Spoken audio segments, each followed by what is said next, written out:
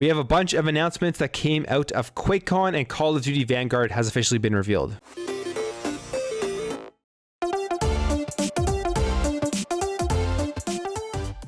So yesterday I made a video talking about how Quake had been rated by ESRB for all platforms, PlayStation, Nintendo, Xbox, and PC, and that we were most likely going to be getting a re-release of the game. Then shortly, a few hours later at QuakeCon, they officially announced that Quake would be making its way back. Now they announced that they were bringing back Quake in an enhanced re-release with some additional features, some upgrades to the graphics, the resolution, and the frame rates and all that stuff, and that it was available right now on Xbox Game Pass. So here is what they say. Quake returns today with an enhanced re-release on PC and Xbox One and with Xbox Game Pass, and it's going to be backwards compatible with the Xbox Series S and will receive next-gen optimizations at a later date, bringing native 4K resolutions and 120 hertz refresh rate. So when Quake gets those backwards compatible enhancements, we're going to be getting the game with a really shiny coat of paint with the 4K and the 120 hertz refresh rates. And that's one of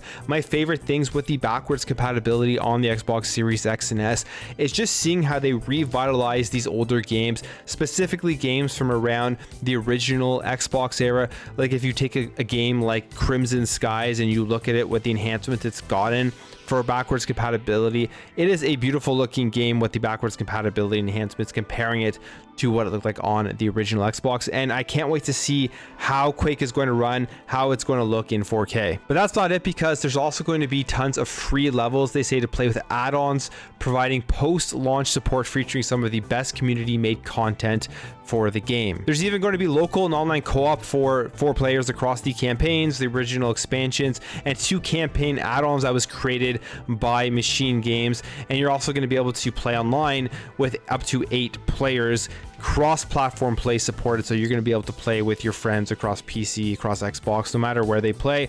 And there's going to be dedicated servers for matchmaking, which is always a welcome thing with online shooters. But that's not the end of it. There's also going to be Quake 2 and Quake Arena that are going to be available on Xbox Game Pass for PC. The original Quake will be available on console and PC, but the other 2 only on PC. So that was a very cool announcement. It obviously made sense why it was getting rated by ESRB. The announcement was imminent that this game was going to be re-releasing, and for somebody who kind of remembers Quake back in the day, remembers those original first-person shooters that really got me into the first-person shooter genre, Quake was one of them. I am probably going to check this out. I may wait until they get the 4K and the 120 hertz enhancements just to see that backwards compatibility power of the Xbox Series X and S, but it's pretty exciting. If you haven't checked out Quake, it is an old game, but it's still a fun game, and I would recommend just booting it up and seeing what first-person shooters were like back in the day. Now, there are a bunch of other announcements, like we are getting 20 Bethesda games. I mean, a lot of these games were already available on Xbox Game Pass, but there are going to be 20 iconic Bethesda games, like it says there, but I would agree iconic for a lot of these, like Morrowind, like Oblivion, like Fallout New Vegas. I mean, the original Doom I've already checked out on Xbox Game Pass is pretty iconic, especially if you think about where that game started and where we are today. And I've played other ones like Dishonored Definitive Edition. One of my favorite games, is actually incredible. So there are tons of Bethesda games available right now on Xbox Game Pass, and it looks like a lot of them are available on all 3 avenues, so console, PC, and the cloud, which is pretty cool because no matter where you are, you're going to be able to access them and play them. And then finally, moving over to here, we got another Skyrim announcement. They were re-releasing Skyrim again for the millionth time, you could say, as it's literally been released on everything and continues to get special editions and all of the sorts. So they are releasing an anniversary edition, and this is going to be available on November 11th. Now, it's kind of confusing because Skyrim is available on Xbox Game Pass, but you don't get the anniversary edition with the Xbox Game Pass version, but you do get these following upgrades. So it says here, finally, we have some exciting announcements for the game itself.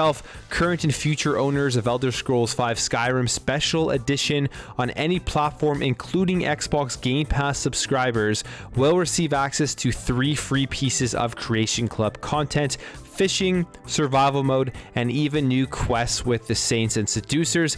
Additionally, Skyrim Special Edition owners on PlayStation 5 and Xbox Series XS, as well as Xbox Game Pass subscribers on Xbox Series XS, will receive a free upgrade to an enhanced version on November 11th for their respective PlayStation 5 and Xbox Series XS systems. So the enhanced version, I'm guessing, is like the 4K 60 frames per second.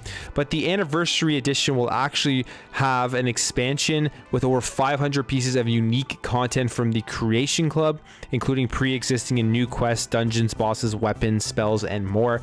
But you're going to have to pay extra for that if you want the content from the Anniversary Edition. So hey, I guess if you haven't yet, this may be a great time to jump back into Skyrim or play it for the first time, whatever it is, because it is a pretty incredible game, and you're going to be getting that enhanced edition at the very least on November 11th with the current Skyrim edition that is on Xbox Game Pass, which will be a big upgrade to the way that it looks and the way that it feels and all that kind of stuff. All right, and to end things off on today's video, we got the announcement for Call of Duty Vanguard, and now we know it is releasing on November 5th. Now, they showed this initial trailer for the single player experience of the game.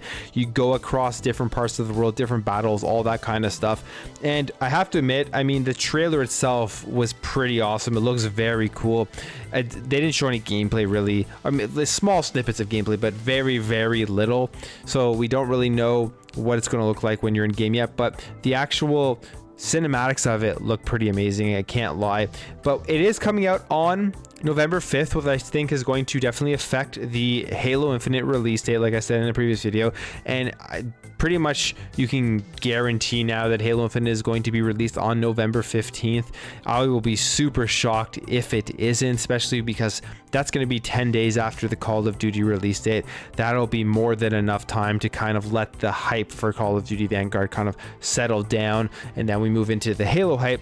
But this actually sounds pretty cool, I'm not gonna lie. I didn't play Call of Duty Cold War, Black Ops Cold War, whatever it was called. I played Modern Warfare, but I skipped last one, and this one actually seems kind of interesting because the campaign parts looks fun as you're going through many different battles, and I would love to try the campaign, check out the different battles and play through that, as well as the multiplayer. The multiplayer is pretty intriguing because there are going to be 20 maps at launch, and I don't think we've seen 20 maps released with a Call of Duty game in a relatively long time. I don't remember specifically how many maps were with Cold War, but I think there was like 9 or something. I could be wrong on that, but it was definitely not 20. So there's going to be 16 built for the core gameplay. So the arena shooting style of Call of Duty, which is what I enjoy playing when I play Call of Duty. I'm not a big battle royale fan. And then there's going to be 4 more maps that are being built for the new game mode, which is like the 2v2 gun fight that was introduced in Modern Warfare, but it's a new take on it called Champions Hill with Call of Duty Vanguard. Zombies is also going to be back, and Zombies has actually always been one of the game modes that I found pretty fun within the Call of Duty franchise, and it was worked on by Treyarch. So it's interesting because zombie mode was worked on by Treyarch, but the actual game, the rest of the game, was worked on by Sledgehammer.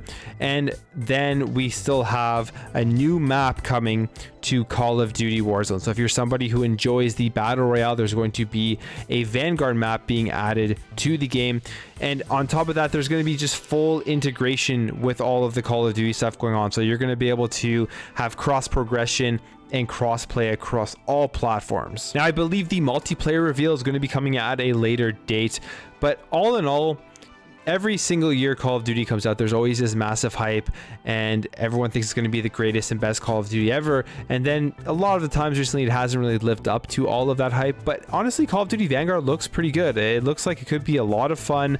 The 16 or 20 maps you have at launch for Call of Duty Vanguard does seem pretty enticing. That means you're gonna have a ton of variety right off the bat. So I'm gonna definitely keep my eyes out on this and check out the multiplayer reveal and check out the actual gameplay impressions, and maybe try to get into that open beta, pre-order it if you want to just try out the open beta and see if you like the game itself. I will probably do that, which I usually do every year with Call of Duty, generally pre-order it, get into that open beta, And then, like I did with Call of Duty Cold War, I didn't actually end up buying the game, but we'll have to wait and see with Vanguard. But anyways, guys, that's it for me. Let me know what you think about this in the comments below. Let me know what you think about all of those QuakeCon announcements, from the re-releases of Quake, all of the Bethesda games on Xbox Game Pass, and Skyrim getting another edition, the Anniversary Edition. And let me know what you thought about the Call of Duty Vanguard reveal, as well as its release date on November 5th. If you enjoyed this video, make sure to hit that thumbs up button. If you're new here and you like what you see throughout this video, I'd really appreciate you hitting that subscribe button to help this channel grow and help grow this community so we can have good conversations in the comments below. Thank you for watching. Thank you for your support, and I'll catch you in the next video.